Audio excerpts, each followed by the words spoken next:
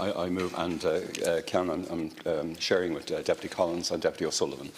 Right. Agreed. Thanks. Agreed. Thanks, Cian. I'm delighted to have the opportunity to bring forward, on behalf of my independent colleagues, our motion on homelessness, which I think we put on the floor of the Dáil last December.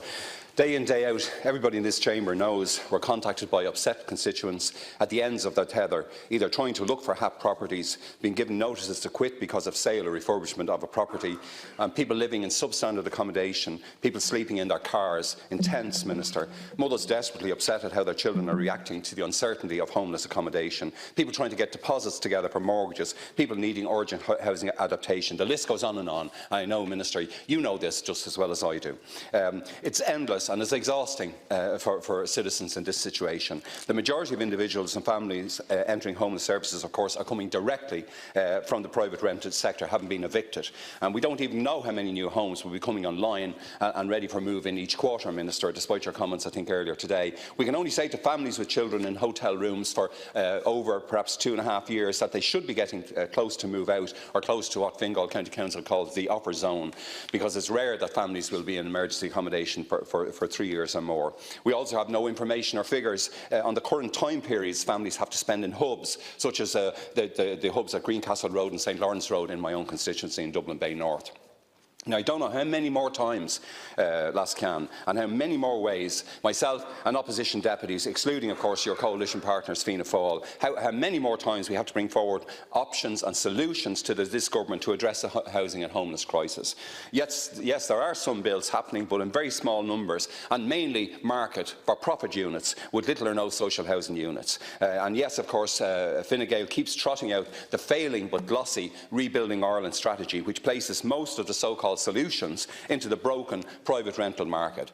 But a wide spectrum of Irish society is totally fed up with the tortuously slow response to the citizens and families enduring homelessness, those facing eviction, and to the tens of thousands on housing waiting lists around this country. Indeed, the success of the Raise the Roof movement showed us that almost every sector of Irish society wants and needs change.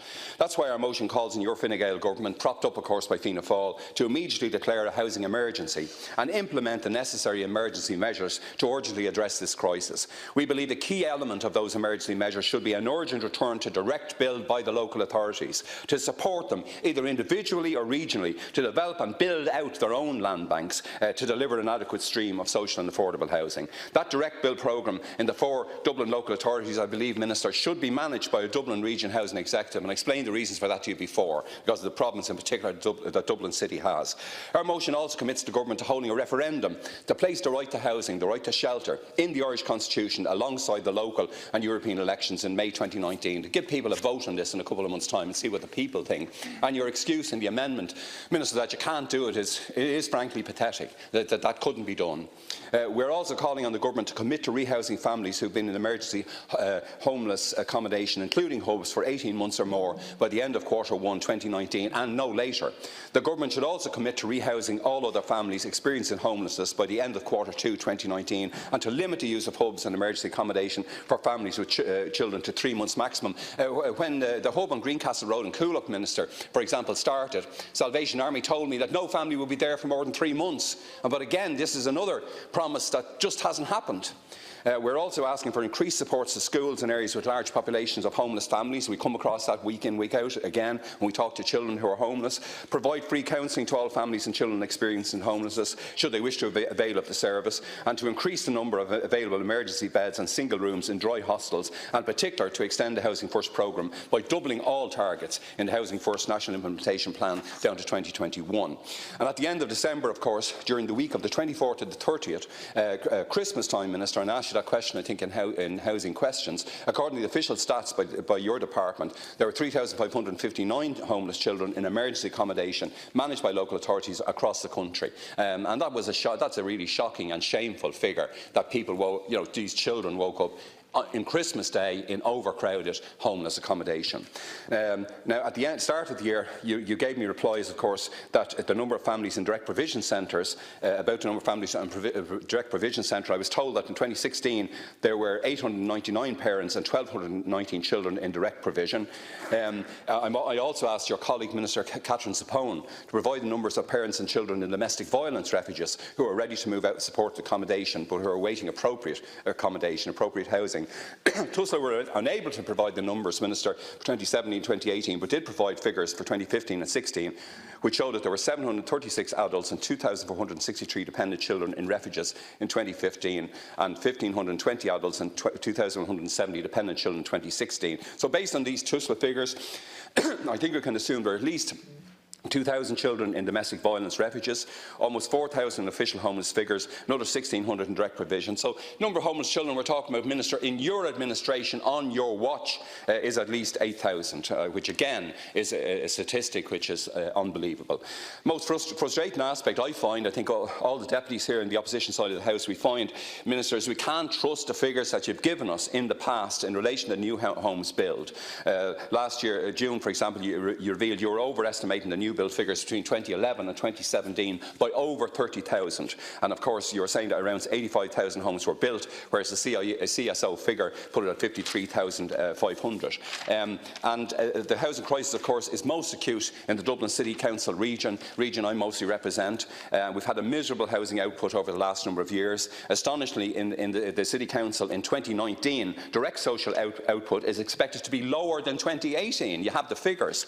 The February report of the Dublin City Council Housing Manager shows that in 2019 only 187 homes are expected to be built directly by DCC, as against 247 in 2018. Only 170 units are to be leased or acquired in 2019, and the voids restored will also fall. So in total, DCC housing output will increase from 5,565 in 2018 to 5,957 in 2019, but 3,000 of those, of course, are HAP tenancies, Minister.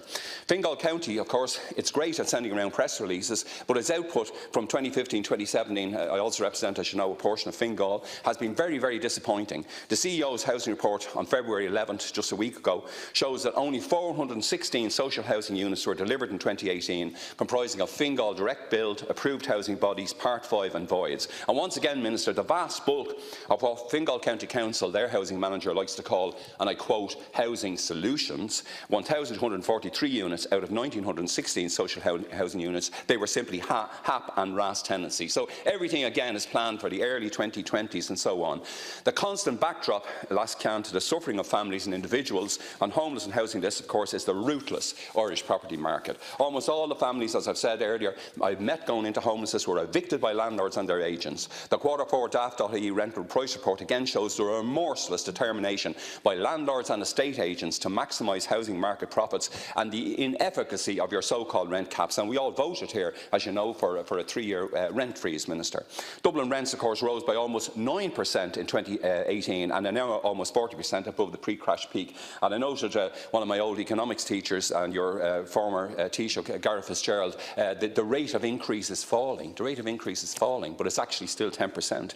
Galway rents, of course, rose 13%. In the same period, Cork rose 11%. Limerick and Waterford were 16 and 16.7% respectively higher than a year ago. But the Fine Gael, Fianna Fáil government, I believe, are in thrall, as always, to the market property sector and the country's landlords. You have steadfastly refused to impose the statutory rent freeze for several years, which is now urgently necessary. So last month, a couple of months ago, Minister, myself and my independent colleagues here with me, we submitted this motion asking you, noting the increase, constantly, relentlessly increase in homeless figures, despite the small reductions, the recategorisation by yourself and so on, that action would be taken for the children and families living in suitable, overcrowded accommodation and couch surfing and all the other measures by which families try to maintain their homeless, try to get a homeless situation for them, a house for themselves. And I believe, as I said, the majority of the public believe that housing is a human right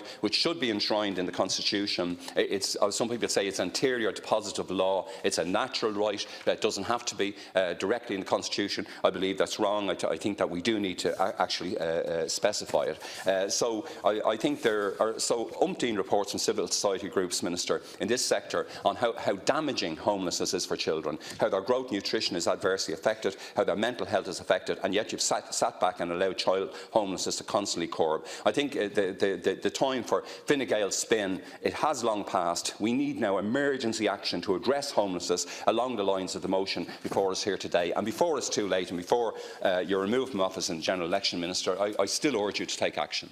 Thanks, Can.